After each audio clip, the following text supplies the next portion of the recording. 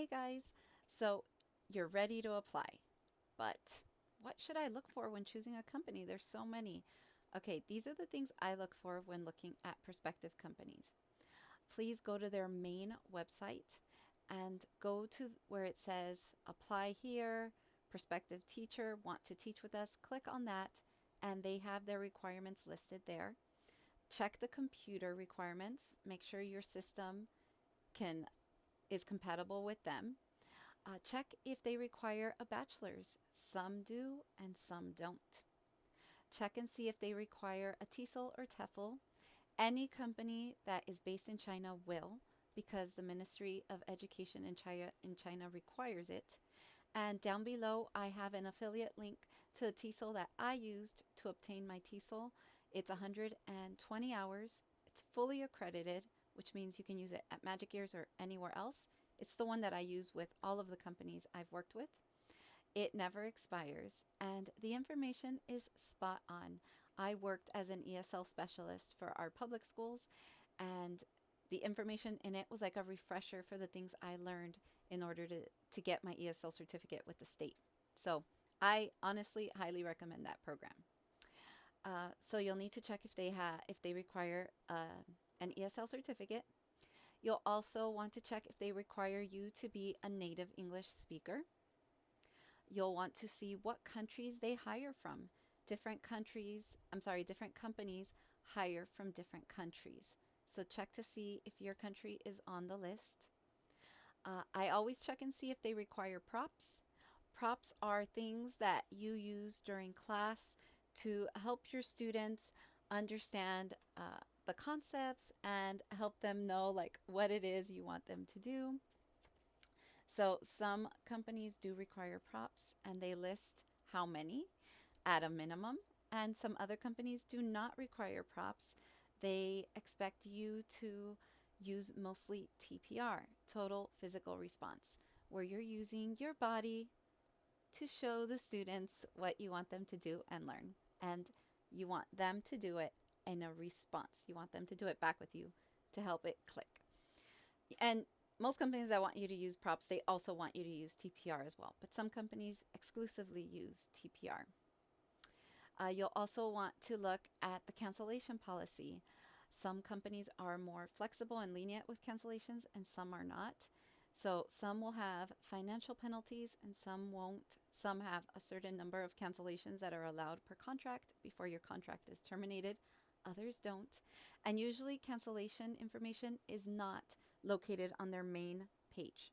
This is something that you would find out from talking with teachers who work with the company.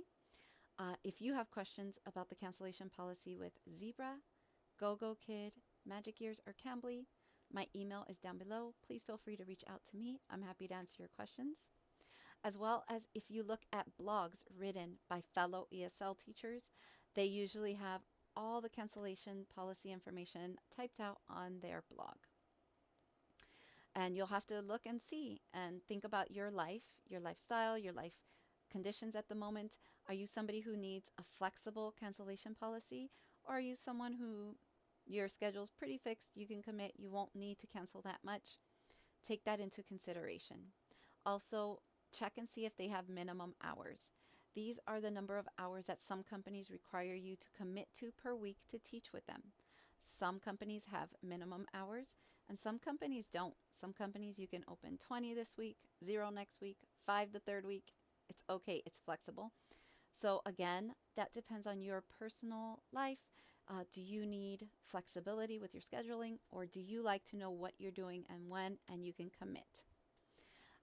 I would also look into the raises. Does the company offer raises? How easy are they to obtain? Is it something you would be able to do based on the number of classes you think you'll be able to teach? I also read about their incentives. Remember in a previous video, the one where we talked about pay, we learned that they pay you a base pay per class, and then depending on extra factors, you can earn incentives, extra money on top of that base pay.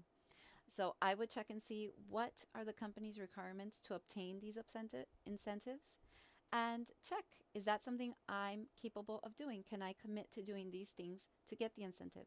Use that information to compare pay between companies, because a company might have a lower base pay, but you're able to hit those incentives and end up getting paid more. Whereas this company has a higher base pay, but you can't realistically do these things. And so you actually end up getting paid more with the one that had the lower base pay. Take all of that into consideration. I would also look at the curriculum. You can go to YouTube and look at full length classes to see what the curriculum is like. I have a class of mine on YouTube that Magic Years posted on the official Magic Years page. If you type in level 4, you'll be able to see one of my full length classes. You'll see the curriculum, you'll see me interacting with the students, and you'll see what that's like. Most companies have, if not full length classes, at least snippets of their videos. If you can't find any on YouTube, I would go to the Facebook page and check and see if they have posted video clips on there. I've also seen companies post video clips on Instagram. So those are some places you can go check out their curriculum and get a feel for if it's something you would enjoy teaching. Remember, if you have joy in your teaching, it transmits across the camera to the computer, through the computer to your students. They can sense that, they can feel it, and your joy and enthusiasm for the material becomes their joy and their enthusiasm for the material. Your drudgery and dissatisfaction with the curriculum translates and is contagious as well, and they feel it. And so there's an atmosphere that's here in the digital classroom. So always look for a company or companies that you click well with and you would love to teach their curriculum. And also one more thing, I would look and see if the company requires homework outside of class time. Some companies require their students to do homework outside of class, and then they send it to the teacher and the teacher grades it and sends it back. Or other companies have the student upload it and you grade it inside the classroom with the students. Check and see if that's something that your company requires, and check and see if that's something you have time for in your life. I would also look at feedback. Some companies require vocal feedback, 20 to 60 seconds. Other companies require written feedback, either 1 paragraph or 2 paragraphs, varying by company. Other companies require you to click a checklist.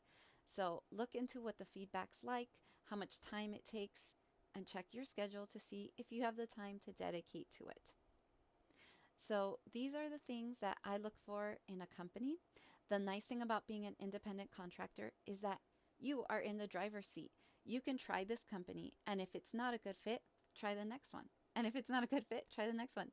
Or you tried this company and you like them both, it's okay. You get to choose your ESL ice cream flavors. If you like strawberry, you can have strawberry. If you like strawberry mixed with vanilla, mix your strawberry and vanilla. If you decide that now you want to try chocolate, you can. You are an independent contractor, very different from working at like a school, in a school district, where this is like what you're committed to.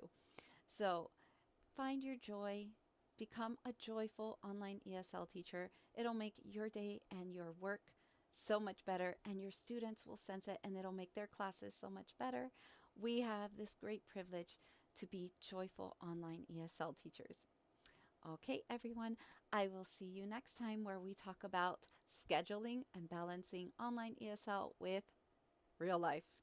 Bye, everyone.